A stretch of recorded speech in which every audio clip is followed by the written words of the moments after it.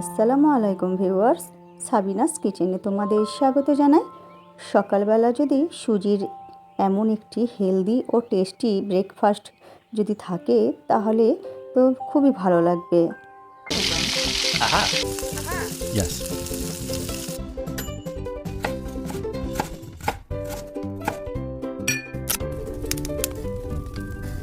Wow. এখানে আমি একটি মিক্সির জারে এক বাটি আমি সুজি নিয়ে নিয়েছি। মিক্সির জারে অল্প অল্প করে দিয়ে আমি সুজি গুঁড়ো করে নেব। আর যেই বাটির মাপে আমি সুজি নিয়েছি সেই বাটির মাপে অর্ধেক আমি বেসন দিয়ে দিচ্ছি। একটা বড় সাইজের পেঁয়াজ ছোট ছোট করে কেটে দিয়ে দিচ্ছি।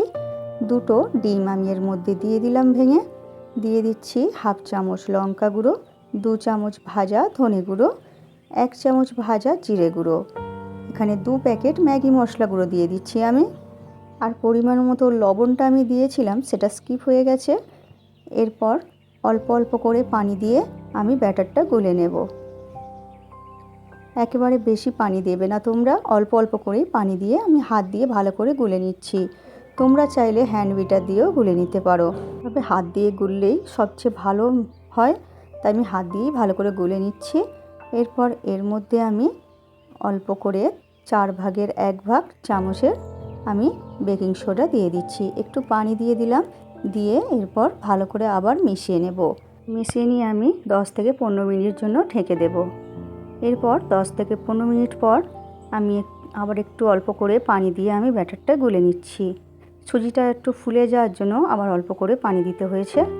এরপর ছোট একটি কড়াইতে আমি তেল দিয়ে দিচ্ছি গরম করে, তার মধ্যে 2 চামচ ব্যাটার দিয়ে দিলাম, দিয়ে এরপরে ঢেকে দেব। ঢেকে দিয়ে উল্টে দেব। এরপরে এইভাবে 2 পিঠ উল্টে পাল্টে আমি ঢাকনা দিয়ে দিয়ে একদম মিডিয়াম আঁচে আমি ভেজে নেব।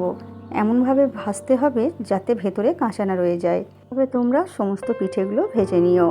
এরপর তোমরা পরিবেশন করো সকালের জলখাবারে। আমার রেসিপিটি ফেসবুক থেকে দেখলে ফলো করে দিও, ইউটিউব থেকে দেখলে সাবস্ক্রাইব করে পাশে থেকো। আমার রেসিপিটি শেষ পর্যন্ত দেখার জন্য অনেক অনেক ধন্যবাদ তোমাদের।